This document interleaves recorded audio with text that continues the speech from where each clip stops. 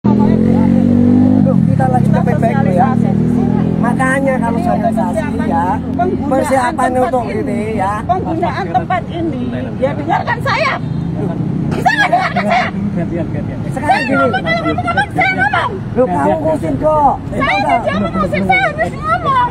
Bisa nggak? Bisa nggak saya ngomong? Saya untuk didukung sama masyarakat. Gantian ya. Gantian ya. Baru jenengan. Aku sampai apa Dengarkan dulu, Mas. Bu, ya tak Saya kasih tahu sudah ya. baik-baik ngomong sama Tak kamu. kasih tahu. Ya toh? Kenapa saya Ini berani buka penuntukannya tidak sesuai. Aturannya sudah ada. Di bawah peran itu tidak boleh kegiatan itu.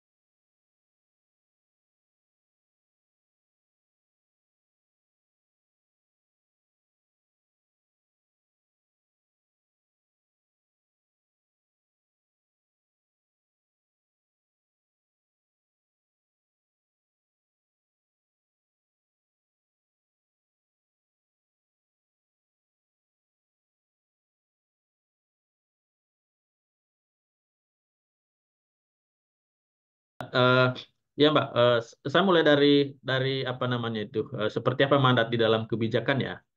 Oke, saya mulai dari kebijakan nasional dulu, gitu ya.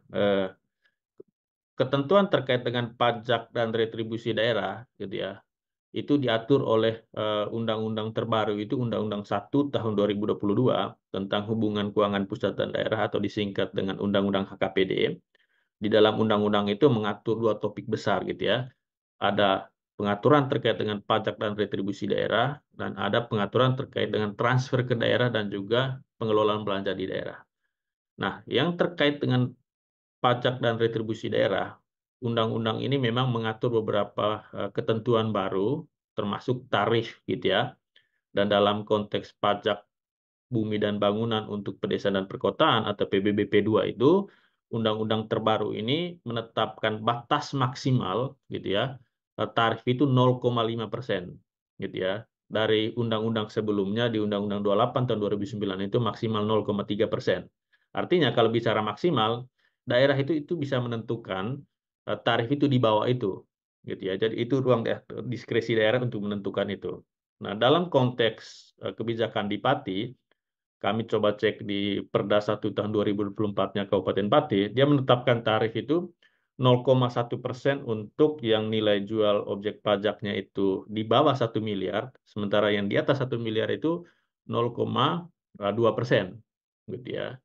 Nah, kenapa apa namanya itu harga atau nilai PBB P2 itu berbeda antara satu daerah dengan daerah yang lain, atau antara satu lokasi, antara satu jalan dengan jalan dan lokasi yang lain di dalam satu daerah itu berbeda-beda, itu karena nilai NJOP-nya itu, nilai jual objek pajaknya itu pasti berbeda-beda, gitu ya. Nah, nilai jual objek pajak inilah yang ditentukan oleh daerah melalui peraturan kepala daerah, gitu ya, atau melalui keputusan kepala daerah, gitu ya.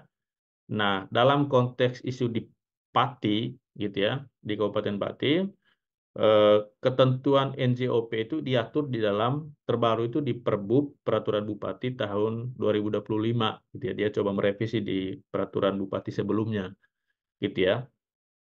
Dan kalau kita coba cek di dalam baik itu peraturan daerah tentang pajak dan retribusi daerah di Kabupaten Pati dan peraturan bupatinya itu sendiri, saya sendiri belum melihat angka 250% itunya di mana, gitu ya. Apakah 250% itu adalah hasil dari ketika masyarakat itu membayar PBB terbaru di tahun 2025, itu 25% itu dari pajak yang dibayarkan pada tahun sebelumnya, gitu ya, atau dasar pengenaan PBBP 2 NJOP-nya itu 250%. Kalau lihat di Perbubnya itu nggak ada 250%, minimal 20% dengan maksimal 100% gitu ya. Ini yang menurut kami perlu dikelirkan oleh pemerintah Kabupaten Pati gitu ya. Justifikasi atau dasar dari kenaikan 250% itu apa? Apakah 250% dari pajak yang dibayarkan pada tahun sebelumnya, atau 250% itu apakah terkait dengan NJOP atau apa gitu ya. Itu yang menurut kami perlu dikelirkan kepada masyarakat gitu ya. Dan kalau kita lihat dari pemberitaan media ya Mbak Sena, kami melihat itu mungkin berdasarkan hasil meeting pada satu kesempatan tertentu bahwa nanti kita kenaikan 250% gitu ya. Dan itu belum tertuang di dalam satu keputusan resmi gitu ya. Dan kalau mendengar kenaikan 250% ini kan bagi siapapun ya, tidak mengenal kategorisasi di kelompok masyarakat, apakah menengah ke bawah, kelompok menengah, atau kelompok atas gitu ya, atau golongan kaya, golongan miskin, dengan 250 itu, dengan kondisi perekonomian kita per hari ini, menurut kami hal wajar, gitu ya, bahwa publik itu memberikan resistensi yang luar biasa terhadap kebijakan seperti itu, gitu ya. Dan idealnya kalau kita bicara dalam tata kelola kebijakan ya, yang bayar itu masyarakat daerah, Pak, maupun peraturan ya. kepala daerah. Tapi kalau kamu beneran berani seperti ini jangan wajar sampai terjadi kalau dalam proses pembahasan rancangan peraturan, namanya perlawanan buat bukan setelah peraturan Yang penting diterima ditetapkan dulu. atau ditetapkan. Makanan di antara Artinya boyongan. dengan keributan sekarang yang terjadi, Kata-katamu provokatif. proses konsultasi publik Ya wes makanya ditertibkan. siapa? masih bermakna itu tidak terjadi. Enak siapa? Wajar Masukkan mas, masukkan semua. Bupati itu dia jadi gak masyarakat. Tahu, bupati gajinya apa? Tidak naikkan. Gimana itu? Masukkan. Bupati gajinya tidak